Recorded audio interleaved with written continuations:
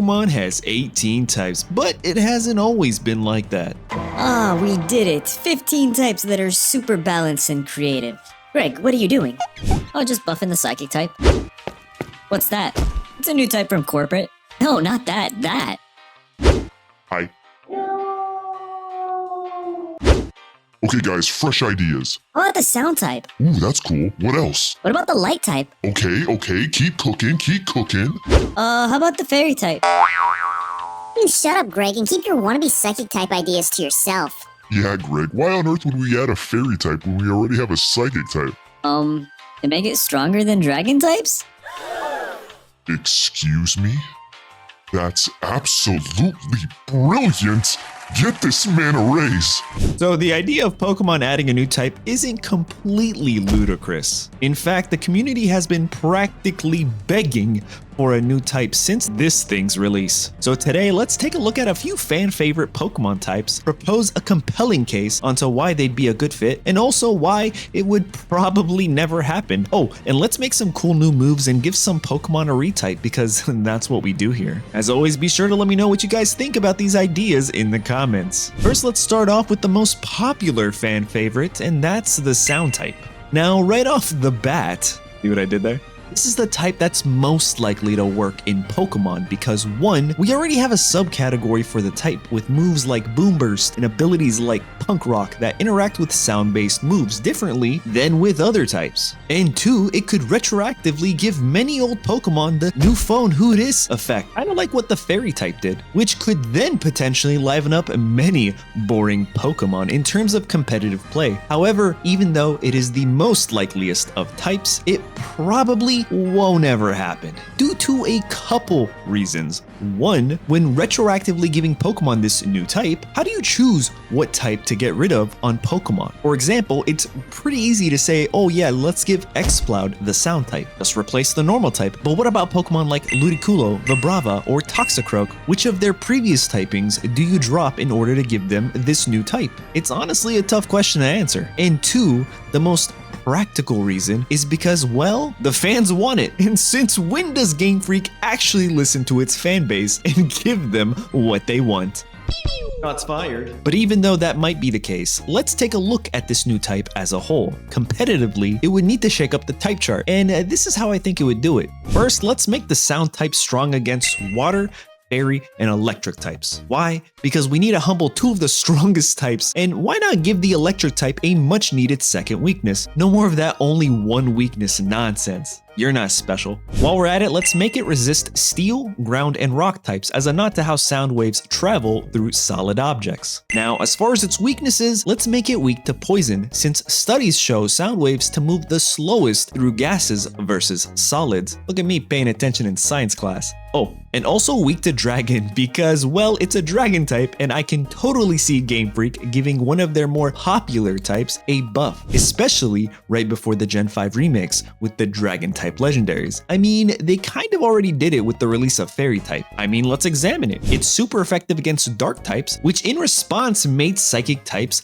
the most overpowered Pokemon type in Gen 1 a bit more relevant again. Now, as far as what types resist the sound type, I think psychic and dark type fit quite nicely here for no other reasoning other than the fact that I can't really think of any other types that would resist it. And let's give it an immunity to flying types, since they probably wouldn't have any sort of interaction with sound types. And now we've got a pretty solid sound type. Oh, and a few Pokemon that would definitely fit this typing are Rillaboom, Exploud, Chatot, Chimecho, Audino, and Meloetta, just to name a few. And as far as everything else in the game that refers to sound-based moves, let's change all of those to just being sound type. So, for example, Throat Spray works after using a sound type move. The ability Soundproof is like Levitate and gives you an immunity to the sound type. And ladies and gentlemen, that's how you would make a brand new Pokemon type. Thank you.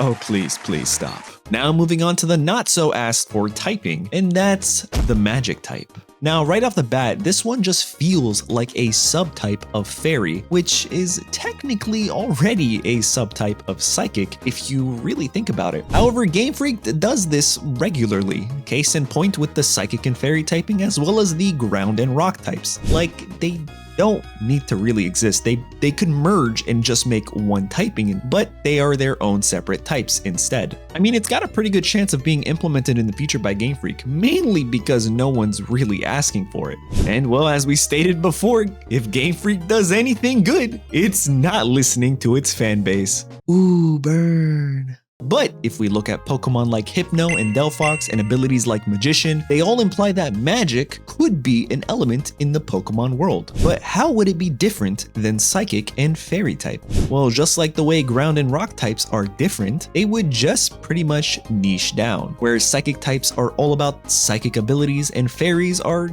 cute creatures.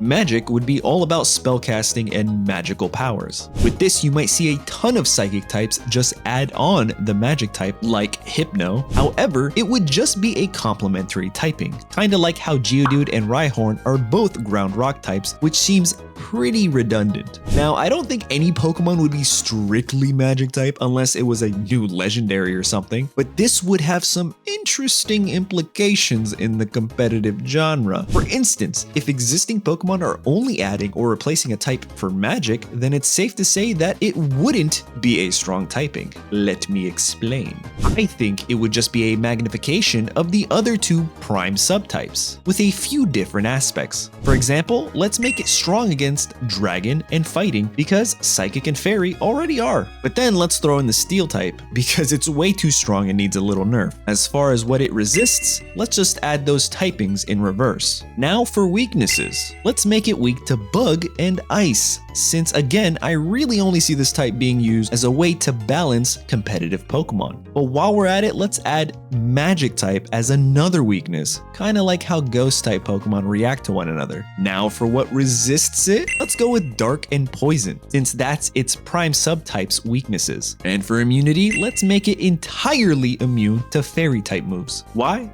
Why not? But let's be honest, that's a bit too boring. Instead, let's give it a cool special ability, kind of like how grass type Pokemon are immune to powder moves and dark type Pokemon are immune to Prankster. Let's make magic type Pokemon immune to having their items stolen or changed. I mean, this is a pretty niche special effect, but it works in tandem with the ability Magician, which steals the health item of a Pokemon it hits with a move. So I think this is pretty cool. Also, moves like Trick wouldn't work on Magicians, possibly giving them a unique edge in battle. Now, Pokemon that I could see gaining the magic type would be Mr. Mime, Miss Magius, Hoopa of course, Delphox, Ninetales, and maybe Meowscarada. But now we kind of have a problem. Now, you probably already noticed there aren't too many magic-based moves in the game other than maybe Magical Leaf and Magic Powder. So instead of changing moves to fit the magic type, why not make some new ones? So I went ahead and made these 3 new magic type moves. Let me know what you guys think in the comments. First up is the move Spellcast, which works similarly to the move Soak, in being that it changes the target's type to magic type. Now, this becomes neat when you remember that magic type Pokemon are weak against other magic types. Next up is the move Mana Punch, which is Magic's own Drain Punch equivalent.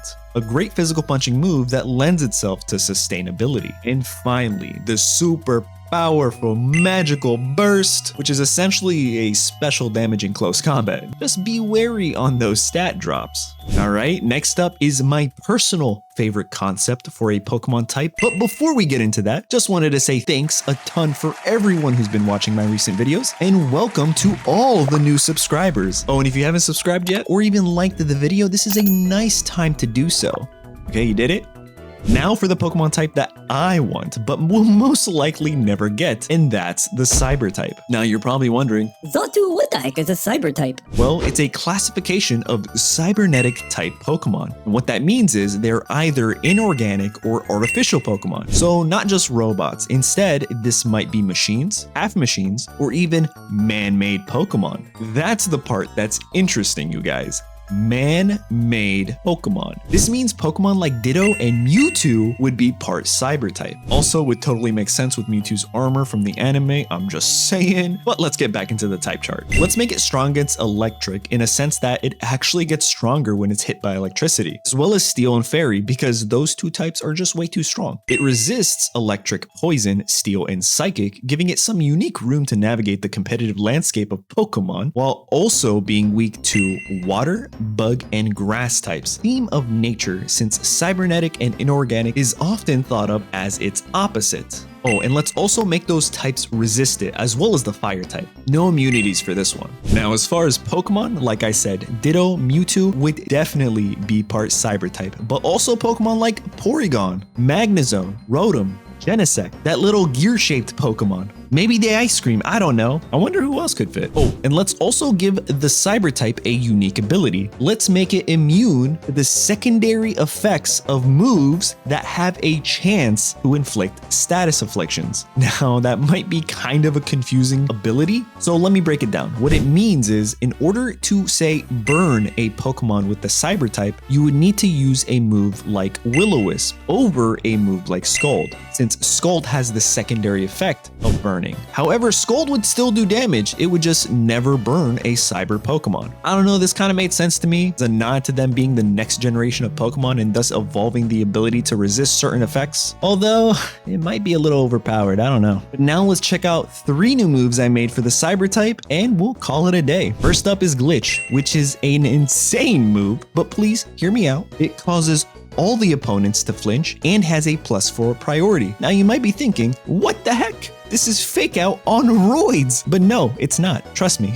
Instead, it's more like the move Protect, in a sense that you can't really count on using it in succession. But when you do use it, it can really help cause a ruckus on the field. However, I'm not entirely sure if a ton of cyber types would have this or if it would belong to only a handful of troublemakers. Next up is the move Cyber Claw, with a respectable base power and the ability to land way more critical hits. And lastly, we have the move Mega Upload, which is pretty much a cracked out geomancy. Move over fairy types, there's a new sheriff in town. Thanks for watching, check out this video next, and see you soon.